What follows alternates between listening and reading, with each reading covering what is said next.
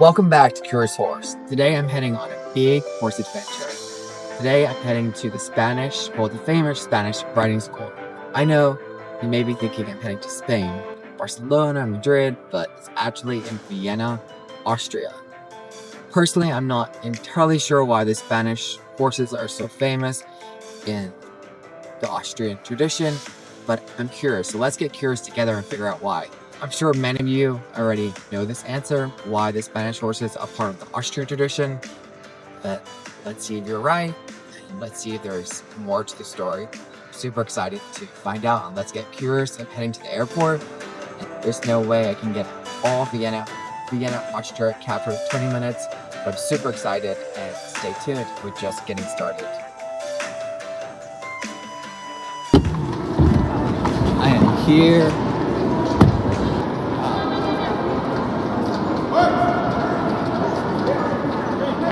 Welcome back to CuriousHorse. I'm in Vienna, Austria, the Spanish riding school. So the tour is getting started in 15 minutes. I'm super excited. You know, I do anything for our CuriousHorse fans, try to get the footage, but it may be limited, but I'm gonna get something, I promise that. But I'm excited, let's go.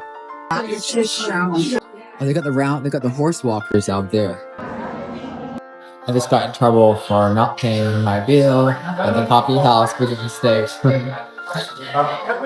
Oh, I had that often. Huh? Yeah. Oh, people do that on purpose? Yes. Oh. They use the situation when all the customers come in, they just stand up and run. Except the first row, right? That is gone. So second row. Where's the best seat in the middle? Yeah, just look for yourself. Okay. Second row in the middle. I want to go here. Look. Question. Why is your light on all the time? It's, I know, I have them too, but mine doesn't stay on like that. Why? It doesn't. You're not supposed to have the flash on. How do you turn it off? I have no clue. Yeah, it's a new. Yeah, I got mine and I've been practicing. Were you in here for a show? Did you take pictures? Not yet. Are you? Huh? Not yet. Were you able to? There was actually other people. We sat up there. And there was actually other people with their cell phones out because supposedly they're very strict about it. What I would do is, see, your flash is on all the time. Before going into too much detail on this video, it's important that we understand the history and why we're so lucky to have these horses with us today. There's a critical part of history that's important for us all to know. This is known as Operation Cowboy. During World War II, as we know, the Americans and Germans were at war. Germany annexed Austria, and as part of the annexation, this included the Spanish riding school horses, the Lipizzaner.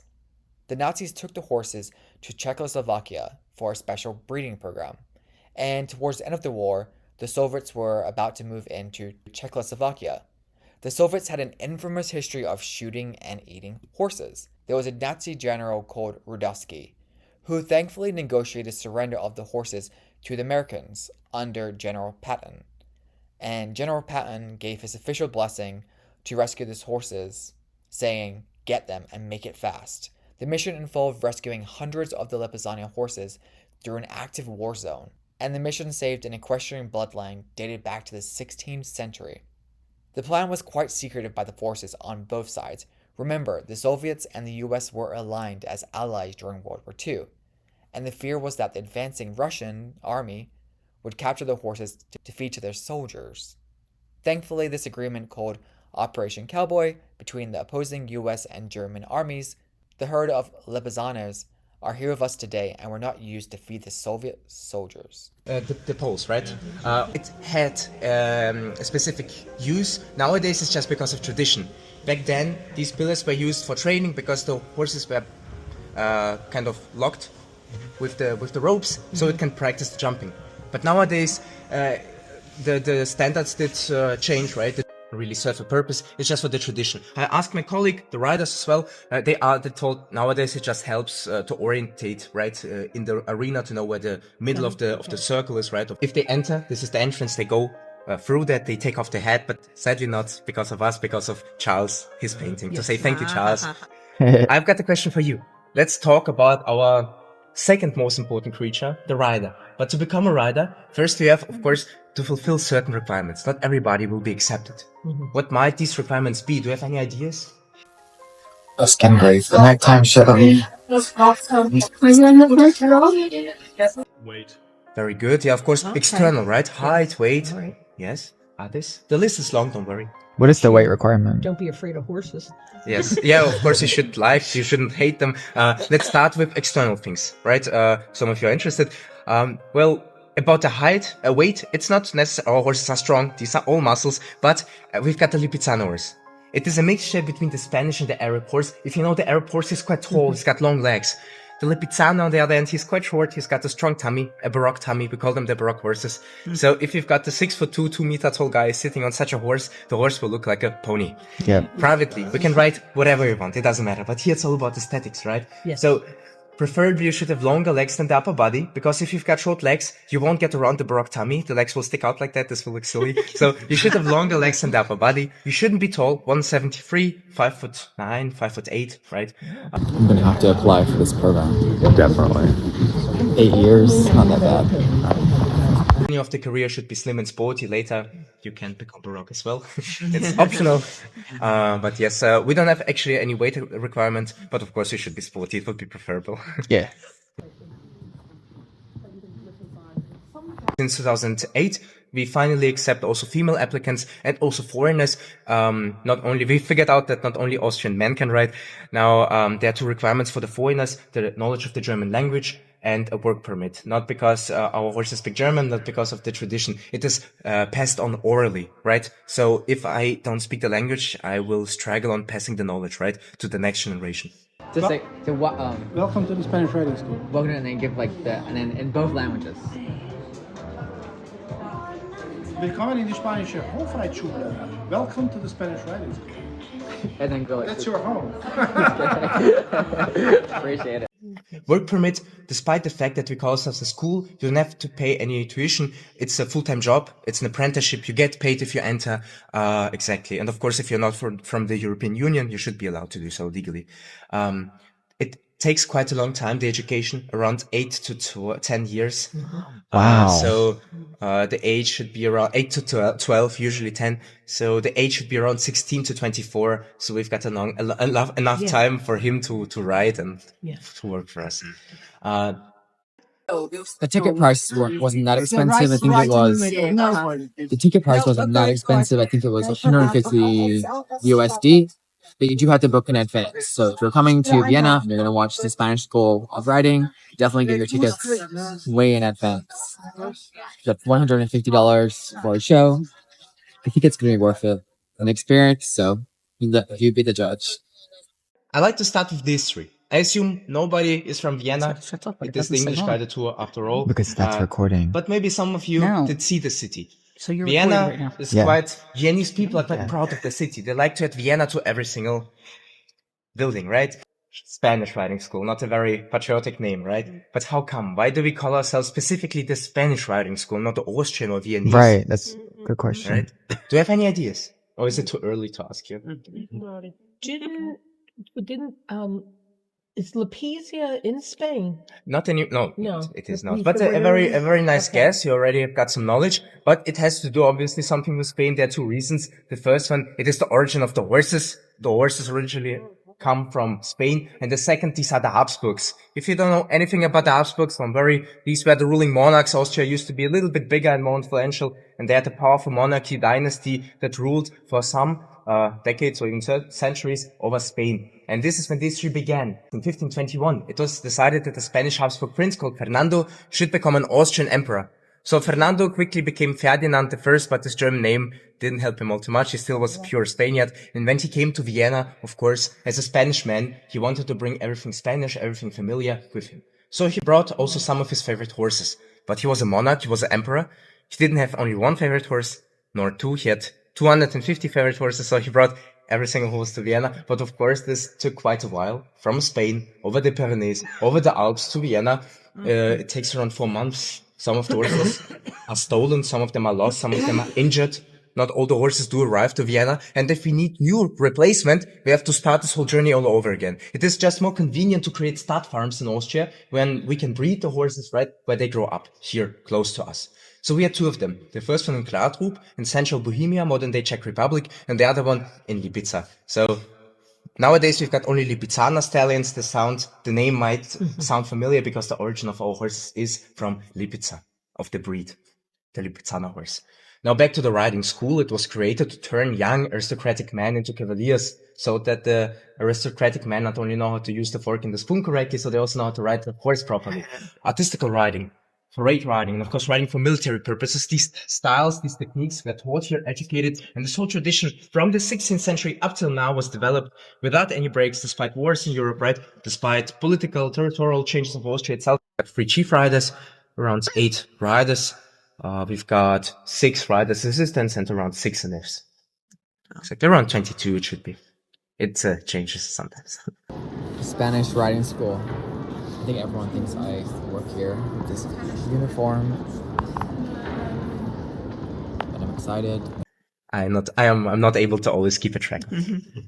Are you one of the? Do you ride, or you just? Do Am I a tours? rider? I have to disappoint you. I'm just Just a a tour. student of economics in Vienna. Actually, only our riders are allowed to ride the horses. This is a special privilege that they get. I would be the first foreigner because we've got only Germans and Austrians because of the German knowledge, right? It's quite, we had, for example, when we allowed the girls to finally become riders, we had one English girl, but because she's 16, she's far away from home. It's a lot of work. Of course, you get homesick. It's quite difficult to adapt. It can get challenging. Yeah. Actually, the girls did use the time quite well because, it's not that long ago, 2008. The education is long, but already half of our riders are female. And with 1 male applicant, we've got 9 female applicants. So the future is female here. We already make jokes about that. We need already a little bit more men back to make it a bit more equal again. Right. Are they well paid then? Oh yeah. Also, I took this into consideration, but because of the long education, I did think about something else. But, yes, if you begin, of course, it's a normal apprentice, Lehre. It's not that much average, but it raises as long as if you continue, and if you become a rider, you get. The thing is, in Austria, we don't like to talk about payment. It's one of the best hidden secrets, and I don't want to dig too much under the nose. But I can assure you, besides the beautiful horses, they've got also beautiful watches and cars. No, but actually, in the horse sphere, if you talk about jobs, of course, the superstars of the horse sports, they will get paid more. Let's get outside for a short while, look at the horse walk, and then later finally get to see the horses. But you shouldn't be too good. That sounds very strange, right? But if you talk about an expert in his art, a rider, he's got his own technique, he's got his own style, maybe his own flaws, right? It's very difficult to learn a brand new tradition that we've got. It's much more convenient to have somebody who has got basic knowledge, and then to good on the balancing, right? And then to specializing furthermore. So we are looking for these people. If you fulfill the requirements, feel free to apply. Yearly, we've got around 100 to up to 200 applicants. Out of these, we invite around 10. Out of these, we accept from 0 to 3. Yeah. That ship sailed. But next year, you can try your luck. Do they get their own horse the whole time through? Or do they Yes, specific, exactly. About horses and the rider. Every rider's got his own specific horse to have a close bond. Every horse, but every rider's got his own team. But of course, you educate the horse by yourself to grow the bond, right? Of course, if you begin, you get your own training horse that belongs to somebody else, right? It depends on the mood, on the character of the horse. Somebody maybe feels too closely bonded. Maybe somebody's more calm, chilled about it, right? You are learning on an experienced horse, not your own, an experience already, and then you are working mostly inside the stable. In our stable, we've got around 70 boys. The horses, it's a lot of work, of course, right? We have to clear them, mock the horses, mock them out, clear the boxes. They're quite productive. We have to clear out every 1.5 hours. We have to groom them, to feed them, of course, to take care of the equipment at the end of the day. So it's a lot of work, especially if you're young, 16, right? So that's why the failure rate is quite high at the beginning, around 60 to 70%. Most people don't have the right expectations, right? They think it's all sparkle and sunshine. In reality, of course, it's a lot of work. If you continue, you are a rider's assistant. You get your own horse that you get to teach by yourself. We don't force our horses to learn something quickly. We adapt ourselves towards their development speed. If the horse is fast, very good, right? It's done after 5-6 years. If it takes its time, not a problem. It's done usually after 8 years. So an average, they take around 6 to 8 years. And then you've become a rider if you've participated with your own horse at that performance. Because a rider's got from, as I mentioned, 6 up to 8. The chief rider can have even up to 9 or 10 horses. He gets to choose the horses that come to us. He gets to pick, together with our CEO, right? The future, the apprentices, the ones that apply. So we've got around Spanish influence to the name of the Spanish riding school roots in the 16th century. Ferdinand I grew up in Spain and moved to Austria to take over the regency. He brought along Spanish horses from the Iberian Peninsula, which were considered to be especially elegant, fiery and docile, which are therefore particularly suited for the classical horsemanship. The beautiful Lipizzaner stallions, enchanting horse lovers from all around the world, are descendants of the proud Spanish horses. They developed out of a crossbreed of Spanish, Arabic and Berber horses. The institution was originally founded as a training facility for young noblemen to introduce them to the equestrian art of riding and warfare. Let's move to the arena itself. It is the mixture, the material is the mixture between sand and sawdust. If you've got a special occasion coming up, maybe birthday party, wedding, right, anniversary, feel free to book this place. Primary exactly use of the arena is the training and the performing. Usually on Mondays we've got our relaxation day. From Tuesdays till Fridays our morning training with music, and on weekends we've got our performances. Right. Still everybody happy? Or are there any questions? What type of footing do you use? Footing? Yeah. The ground. Yeah. It is sand and sawdust. Wow. It's quite deep, but I haven't, of course, obviously seen how deep it goes. Yeah. But, In keeping with century-old traditions, the horses are saddled according to the individual exercise to be shown once they are fully trained. Together with the traditional white buckskin saddles, the stallions carry either red or green saddle cloths. For all the exercises that are carried out above the ground, for the school jumps, the horses have green saddle cloths. For the schools on the ground, for classical dressage exercises, red saddle cloths are used. With the help of the individual saddle cloth, one can also identify the rank of a rider. 2 gold orders indicate a rider, 3 a chief rider, and traditionally, the head of the equestrian equip is entitled to a saddle cloth with a gold fringe to its edge. Just getting ready to go on the tour now. There's horses everywhere. Now, the horse walker, again, as I mentioned, how does it work? The horse is a flight animal. It stands between two of the animals, senses something behind it. It will move with the rubber balls. But we've got a problem. The horses are quite smart. They figured out if they stand still, nothing will happen except a nice massage on the wall. So here we see the jumps. This is the capriole. This is the levade, like on the logo here. Here we've got again the capriole.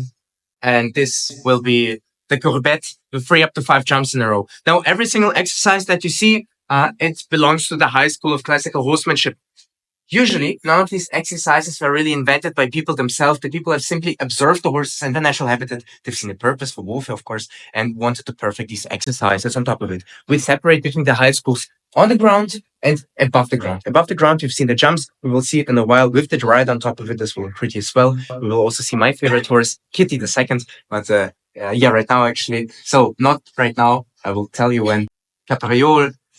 This is the levade. I only talked about boys, only stallions, did I? I didn't mention the girls, the mares. Do you have any ideas why we only educate the stallions? It's not that hard. We've got 70 boys there. Actually, the mare, the female horse, she would be as capable as the stallion of doing these exercises as well as him. But she already knows that she's pretty. The boy likes to show off. He wants to be the best. It fits into his nature, right? He wants to perform. Because of that, the girl already knows that she's pretty. Another reason with the 70 boys there, I think if we had one lady, the boys wouldn't think about training the whole day. I think they would become lovesick. I think the girl would be exhausted by the attention. To prevent the chaos, that's another reason. Ladies and gentlemen, to this day, the Spanish riding school cherishes and maintains its many century-old traditions, including the riders' uniforms in the Empire style, which date back to the time of the Viennese Congress, and which have remained virtually unchanged. The tails of the coffee brown riding coat hide a little sugar pocket, ensuring a sweet reward for an exercise well done. White buckskin breeches, white doeskin gloves, and black top boots complete the traditional uniform. A special feature is the traditional birch whip, which the riders use as a sign of respect and humility. Every winter, the riders cut these birch saplings themselves in the woods surrounding Vienna. At the entrance, we see the bridles for the training, the normal ones, and here at the end, we see the ones for the performance. I have to disappoint you, it's not made out of gold. Ones below, the black ones, they are used for the training. Mostly produced by an Austrian company. The ones above, they are all done by Swiss companies, resized twice a year to a horse if it changes shape. It is a baroque saddle, and it is done out of the same material like this pants. This is not my pants though, this is the pants of our riders. They are both made out of deer skin.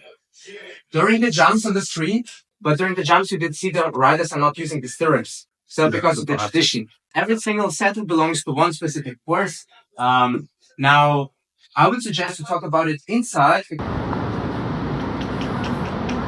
So the tour guide took a picture of the shirt. Yearly, we've got around 40 newborns, out of them half a male, half a female. So out of the 20 boys, we usually pick around 8 to 10. The rest, as I mentioned, you can purchase as a souvenir. So we will be selling them. Some horses may be too tall, too small. Not that's the ideal head shape, but it's also based on the character.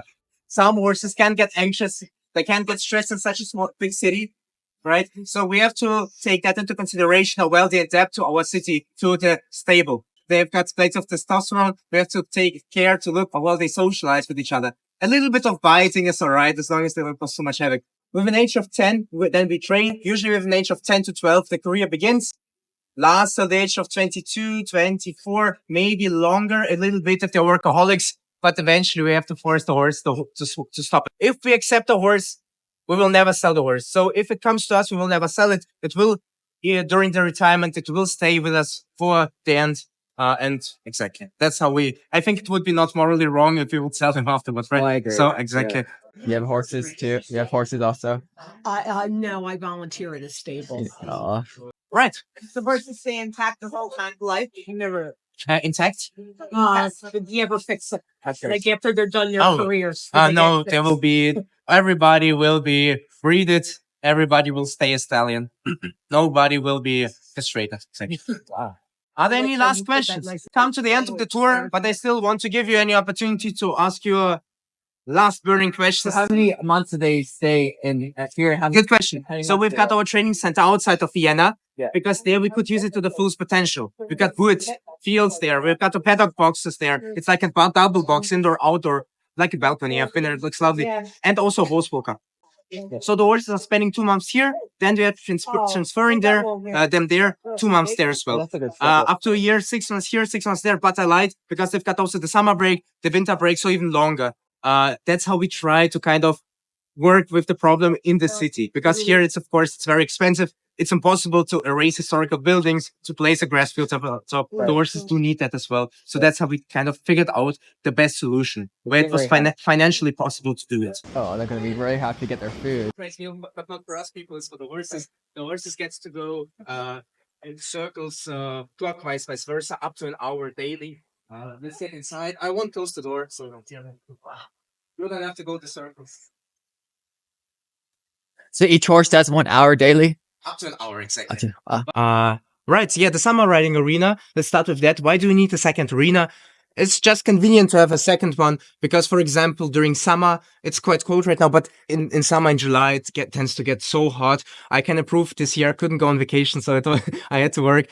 We don't want our horses to feel dizzy, especially the older ones to struggle because of the heat. So we like to take a summer break to bring them outside so they can cool off. While that, of course, we can renovate the arena because we don't have any performances. The horses that are here can train here. During winter, it's important to warm up the muscles. They can do it here as well. We've seen the ground was pretty inside, right? If they would train before, it wouldn't be looking that pretty anymore. So it's important to train here before as well. Now, the horse walker, again, as I mentioned. Now, we've got space for up to 19 horses. That's quite a lot. This is the biggest horse walker in Europe. This was the biggest horse walker in the world. We have been beaten by Abu Dhabi eventually, but that's all right. They're still happy. Exactly. Are there any last questions that without them you won't fall asleep tonight? If not, I think I've done my job quite well. Have a nice day.